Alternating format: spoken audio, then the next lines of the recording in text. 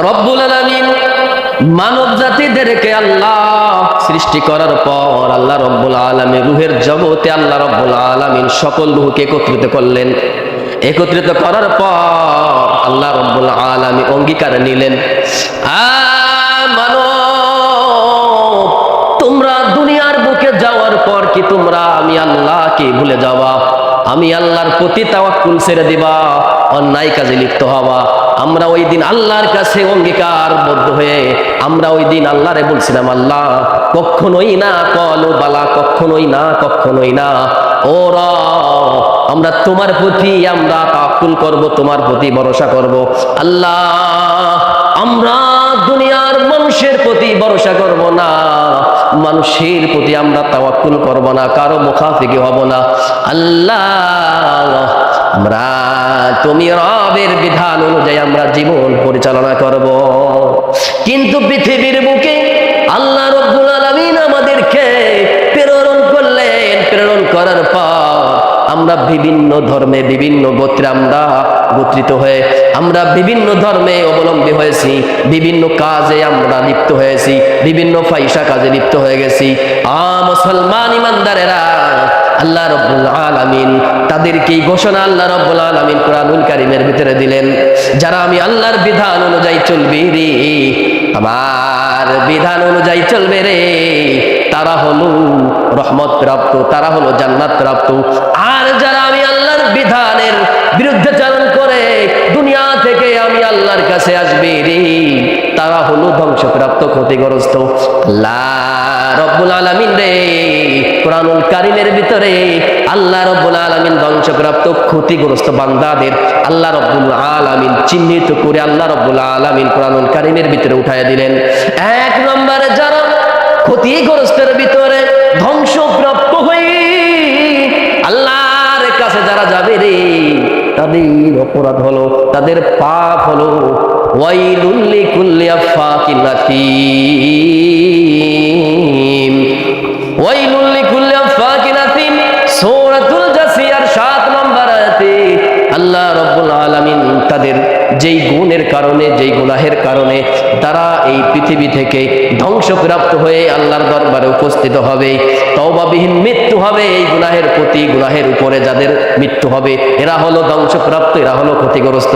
তাদের 1 নম্বর পাপ হলো তারা হলো মিথ্যাবাদী, পাপাচার। 2 নম্বরে যারা ক্ষতিগ্রস্ত হবে আখিরাতের মাঠে, কিয়ামতের মাঠে যারা ক্ষতিগ্রস্ত হবে, তাদের 2 নম্বর পাপ হবে তারা হলো মানুষের সামনে এবং পিছনে অপবাদ রটাইতো, মানুষের সামনে এবং পিছনে অপবাদ গীবাত করে বেড়াইতো, মানুষকে অপমান করত। আল্লাহ রাব্বুল আলামিন সূরাতুল জুমারের ভিতরে আল্লাহ জানায়ে দিলেন, ইদা ওয়াইলুল লিকুল্লি হুমাযাতিল লুমাযা আল্লাযী জামা মালাও ওয়া আদ্দাদা। রব্বুল আলামিন মালিক আল্লাহ জানায় দিলেন তাদের অপরাধ, তাদের পাপ হলো মানুষকে সামনে এবং পিছনে তারা মানুষদেরকে অপবাদ রটাইতো। দুনিয়া থেকে তারা তওবাবিহীন মৃত্যু হয়ে গেছে এই গুনাহের উপরে, এই গুনাহের উপরে নিবেদিত হয়ে লিপ্ত হয়ে তাদের মৃত্যুটা হয়ে গেছে, বিনা তওবায় মৃত্যু হয়ে গেছে, তওবার সুযোগ হয় নাই। আল্লাহ রব্বুল আলামিনের ধ্বংসপ্রাপ্ত, ক্ষতিগ্রস্ত এরা হলো তারা যারা এই দুনিয়া থেকে আল্লাহ রব্বুল আলামিনের অন্যান্য বান্দাদের গীবাত করে বেড়াইতো, অন্যান্য বান্দাদের অপবাদ করে বেড়াইতো। এরা হলো ধ্বংসপ্রাপ্ত, ক্ষতিগ্রস্ত, এরা হলো সেই সব বান্দা যারা কিয়ামতের মাঠে ক্ষতিগ্রস্ত হবে, অভিশপ্ত হবে, ধ্বংসপ্রাপ্ত হবে। 3 নম্বরে সামনে অপমান করে যেই সব বান্দাদেরকে সামনে হাওয়া করে, প্রতিপন্ন করে, মানুষকে সামনে সামনে লজ্জা দেয়, লজ্জায় ফেলে দেয়। আমাদের সমাজে অনেক মুসলমান আছে রে, সামনে সামনে তাদেরকে লজ্জা দেয়, বিভিন্ন কথা বলে। পূর্বে কি করছিল, কি করছিল সেই সব ঘোষণা, সেই সব কথা মানুষের সামনে প্রকাশ করে দেয়। আর ওই প্রকাশ করার কারণে ওই বান্দাটা মনে মনে খুব লজ্জা পায়। এই লজ্জার কারণে অনেক মুসলমান ভাইরা রে সুইসাইড করে, এই লজ্জা দেওয়ার কারণে অনেক বোনেরা সুসাইড করে, আত্মহত্যার মতো একটা জঘন্য পাপে লিপ্ত হয়ে যায়, আত্মহত্যার মতো একটা জঘন্য পাপ তারা বেছে নেয়। মুসলমান ইমানদারেরা, এই সব বান্দারা যারা মানুষকে অপবাদ দেয়, মানুষের সামনে মানুষকে লজ্জিত করে, কিয়ামতের মাঠে রে আল্লাহ রাব্বুল আলামিনের ধ্বংসপ্রাপ্ত ক্ষতিগ্রস্ত হবে এসব বান্দা যারা মানুষের অপবাদ রটায়, মানুষকে সামনাসামনি লজ্জা দেয়, সামনে এবং পিছনে গীবাত করে রে। এই সব বান্দারা কিয়ামতের মাঠে হবে ক্ষতিগ্রস্ত এবং ধ্বংসপ্রাপ্ত। 4 নম্বরে যারা হবে ক্ষতিগ্রস্ত, ধ্বংসপ্রাপ্ত, আল্লাহ রাব্বুল আলামিন কোরআনুল কারীমের ভিতরে এদের ঘোষণা, এদের কি পাপের কারণে ধ্বংসপ্রাপ্ত হবে। 4 নম্বর পাপ, 4 নম্বরে হলো যেই সব মানুষরা ক্ষতিগ্রস্ত হবে, ধ্বংসপ্রাপ্ত হবে, সম্পদ গুনে গুনে গুনে গুনে জমা করে রাখতো। আল্লাযী জামা মালাও ওয়া আদ্দাদা ইয়াহসাবু আন্না মালাহু আখলাদা।